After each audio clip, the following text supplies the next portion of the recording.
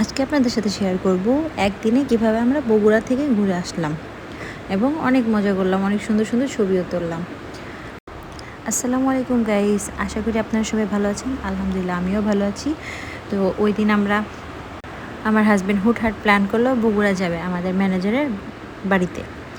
তো ওদের অনেক দিন হচ্ছে চুল কাটানো হয় নাই। রাত 12:30 বাজে।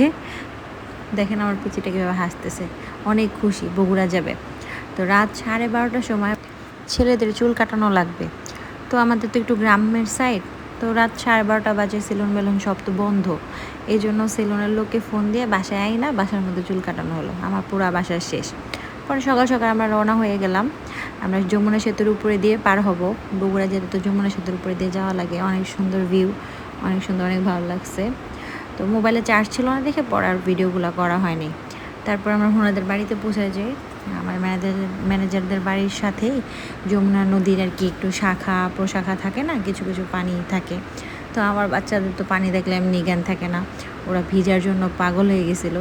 পরে আমি বলছি, বাবা ভিজা লাগবে না, এখানে অনেক বালু, তোমরা পা ভিজাও। তো ওরাও পা ভিজাইতেছিল, আমিও পা ভিজাইতেছিলাম। পিচিটা অনেক কান্নাকাটি করছিল গোসল করার জন্য, কারণ ওদেরও মানে গ্রামের অনেক বাচ্চারা এইভাবে যে মজা করতেছে। ওইখানে অনেক বেশি পানি, ওরা তো সাঁতার পারে গ্রামের বাচ্চা কাচ্চা, তো আমার বাচ্চারা তো পারে না। তো এখানে এতটুকু পর্যন্ত একটু পা ভিজানো যায়।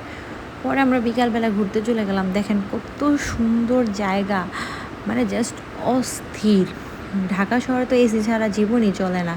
আর দেখেন মাঝখানে একটা ছাগল এসে পড়ছে। তো এত সুন্দর জায়গা, আমার মনে হয় কি আমি কল্পনাও করতে পারি না। সেখানে এত পরিমাণ বাতাস। তো আমার ড্রাইভারও বলছে আমাকে এরকম একটা ভিডিও বানায় দাও, তো আমাকে এরকম একটা সুন্দর করে ভিডিও বানায় দিল। দেখেন খোলা আকাশ, পানি, মানে এরকম জায়গায় ঘুরলে মন মানসিকতা এমনি চেঞ্জ হয়ে যায়। এই বটগাছতলায় মানে অনেক সুন্দর, অনেক বাতাস ছিল। এখন আমার পিচিরা বলতেছে কি আমরা নৌকায় চড়বো। তো এই জায়গায় আশেপাশে কোথাও নৌকা বা কোনো কিছু নাই, এটা হচ্ছে একদম একটা পাড়। মানে এখানে সব সময় হয়তো বা জোয়ার ভাটা হয়, তো এইদিকে অনেক নদী চলাচল করে না। অনেক সুন্দর এইভাবে সিঁড়ি দেওয়া, সেই মানে পানিগুলো ধরতেও অনেক ভালো লাগছে, কিন্তু অনেক ঘোলা পানি। এই যে পানিগুলো অনেক ঘোলা ছিল। আর ছেলে দুইটাকে আমি সবসময় ম্যাচিং ম্যাচিং ড্রেস পরানোর চেষ্টা করি, আমার অনেক ভালো লাগে। আমার এখান থেকে যাইতেই ইচ্ছে করতেছিল না, মানে এত পরিমাণ বাতাস, এত ভালো লাগতেছিল। আমরা অনেকগুলো ছবি টবি তুললাম, তারপরে এই যে ভিডিওগুলো করলাম। আমার হাজব্যান্ড বাসায় চলে যাওয়ার জন্য পাগল হয়ে গেছে। আমার মন চাইছে কি একদিন আমি এখানে থাকি। তো উনি যেখানেই যায় অনেক তাড়াহুড়া করে। আমি দেখেন বসে রয়েছি, আমি যাব না, যাক আমার রেখা। পর ভিডিও করলাম, সুন্দরই লাগলো। পরে আবার আরেকটা জায়গায় নিয়ে গেলো, সেখানে আবার মানে আমার বাচ্চারা নৌকা চড়ার জন্য কান্না করতেছিলো দেখা আমাদের ম্যানেজার যে সোহান, ও বলতেছে নৌকা ঘোরার অনেক সুন্দর জায়গা আছে।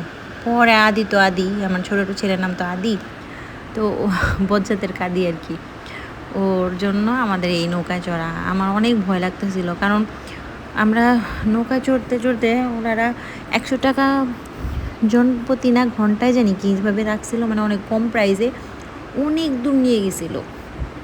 এটা আমাদের ড্রাইভার ভিডিও করতেছিল, দেখেন মোড নিতেছে, ভাবছে আমি ছবি তুলতেছি, আমি যে ভিডিও করতেছি। এই যে সোহান মানে পা ভাজে ভিজিয়ে রাখছে। দেখেন আমার বড় ছেলেটা কি লক্ষ্মী, চুপ করে বসে রয়েছে। দেখেন কি পরিমাণ ঢেউ, কি পরিমাণ পানি, কোনো কোল কিনারা নাই। মানে আমাদের সাথে আরও অনেকজন উঠছে, তাদের মজাই লাগতেছে, তারা আরও দূরে যেতে চাইছে। পরে আমি বলছি না, আমার এত দূর যাওয়া লাগবে না, আপনাকে নৌকা ঘুরায় ফেলেন, নৌকার আর ট্রলার আর কি, ট্রলার ঘুরায় ফেলেন। সেই আমার ভয় লাগতেছিল। তো অনেক দূর চলে আসা হয়েছে। মানে এমন একটা দেখেন কত পরিমাণ ঢেউ, কোনো কুল কিনারা নাই। আমরা ওই যে লাইনটা দেখা যাচ্ছে, আমরা ওখান থেকে আসছি, এত দূরে এসে পড়ছি, চিন্তা করছেন। তারপরে দেখতে দেখতে দেখেন অনেক আকাশ, মানে একদিক দিয়ে ভালোও লাগতেছিল, কিন্তু আরেক দিক দিয়ে ভাবতেছিলাম আল্লাহ যদি কিছু হয় তখন কেমন হবে। আমি আমার ছেলের এবার প্রমিস করাইছিলাম যে তুমি আর কখনো কিন্তু নৌকা চড়তে যাবা না, আর নৌকা চড়তে চাইলে তোমার মানে খবর আছে। মানে আমার না কেন যেন ভয় লাগতেছিল, আবার মানে বাতাস, আবার এরকম একটা দৃশ্য, মানে ফোনে তো আর সব কিছু ফোকাস হয় না। তো এই বাস্তবে অনেক সুন্দর লাগছে। দেখেন ও আমার ড্রাইভারের সাথে হৃদয়, ওর সাথে দুষ্টামি করতেছিল। আমাদের জন্য ওনাদের মন খারাপ, পিছনে যে আরও পর্যটকরা আছে আমাদের জন্য মন খারাপ, মানে আমরা ব্যাকে চলে আসতেছি দেখা ওনারা আরও বেড়াইতে চাইছিল। আমার দেখেন কেমন মনটা খারাপ হয়ে গেছে। তো দেখতে দেখতে বকগুলা উড়ে যাচ্ছে, আমি সেই টাইমে একটা ভিডিওটা করে নিলাম। খুব সুন্দর লাগছে বকগুলা, সুন্দর আকাশে, খোলা একটা আকাশের মধ্যে 3টা বক চলে যেতেছে, এত ভালো লাগছে। পরে আমরা চলে যাই, বগুড়ায় আসছি, দই কিনবো না, মিষ্টি কিনবো না, তাকে হয় নাকি। তো আমরা এশিয়ানের দই তো অনেক ভালো, পরে এশিয়ান থেকে দই নেই, তারপর আবার এই জায়গায় আমরা খাওয়া দাওয়া করি। এটা নাকি একটা ভাইরাল রেস্টুরেন্ট, আকবরিয়া হোটেল নামে পরিচিত।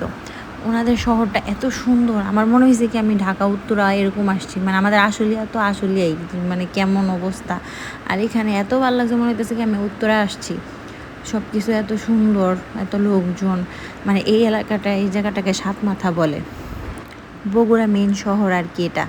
তো লাস্টে আমরা বাসায় রওনা দিয়ে ফেলি। এভাবে দেখতে দেখতে আমাদের দিনটি শেষ হয়ে যায়।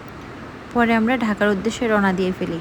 সবাই আমাদের জন্য দোয়া করবেন এবং আমাদের ভিডিওটি বেশি বেশি লাইক অ্যান্ড শেয়ার করবেন। আল্লাহ হাফেজ।